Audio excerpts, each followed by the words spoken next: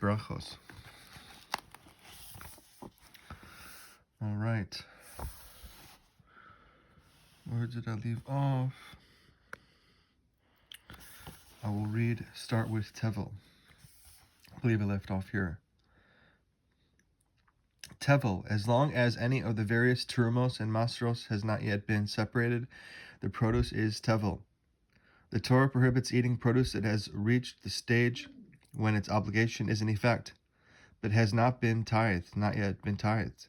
The punishment for intentionally eating tevel from which turum and turumas maser has not been separated is death by the hand of heaven, keres. And the punishment for intentionally eating produce from which masros have not been separated is malchus, lashes. Once turumos and masros have been separated, the remainder is known as chulin. Demai.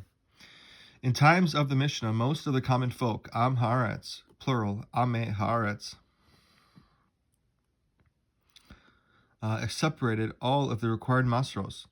Nevertheless, since some ame haaretz separated only turuma and not masros, the rabbis decreed that we must separate masros from their produce before eating it, before masros are separated. Such produce is known as demai. Biur masros and vidui masros. On the day before Pesach of the year following each Maser Ani year, on the 4th and 7th year of the 7-year cycle. Elimination of tithes, and you can find this in Deuteronomy chapter 14, verses 28 and 29, is performed.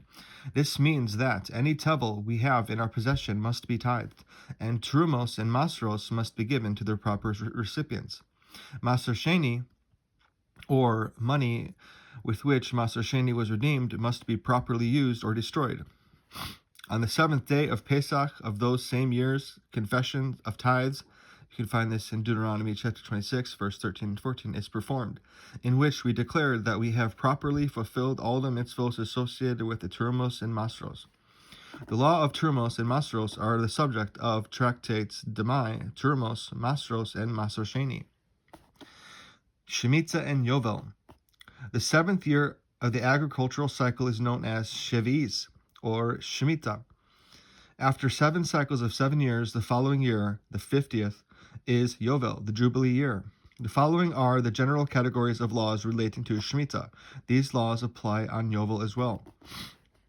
Planting and working the field. The Torah in Leviticus chapter 25, verse 2, forbids planting seeds and pruning grapevines, removing the weaker branches so that the grapevine will grow better during these years. Rabbinic law extends this to many other agricultural labors, such as fertilizing and watering.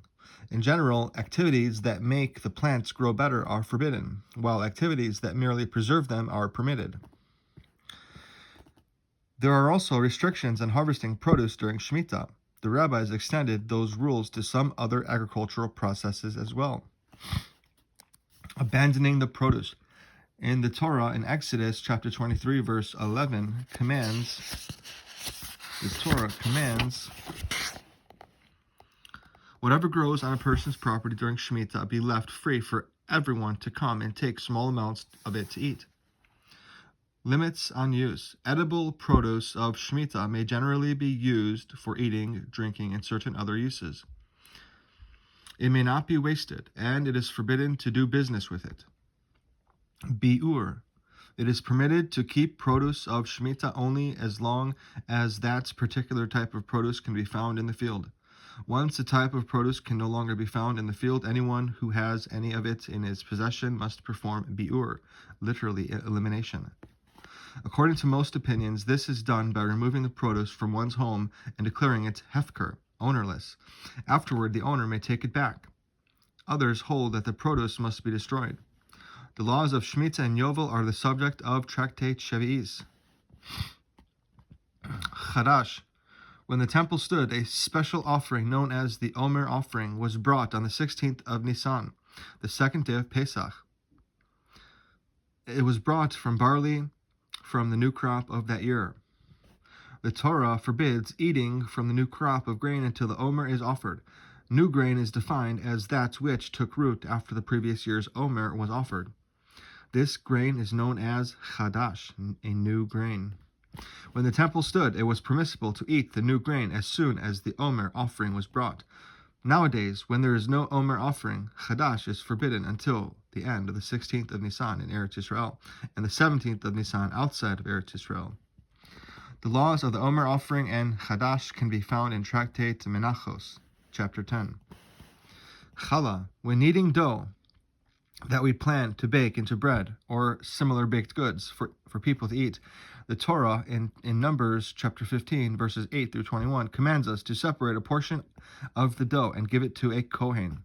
This portion is known as challah, literally loaf.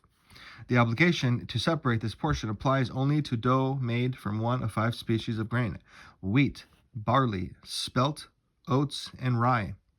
The obligation takes effect once the flour has been mixed with water. The minimum amount of dough that is obligated in challah is the volume of 43.2 eggs. Challah has the same laws as teruma. The laws of challah are detailed in Tractate Challah.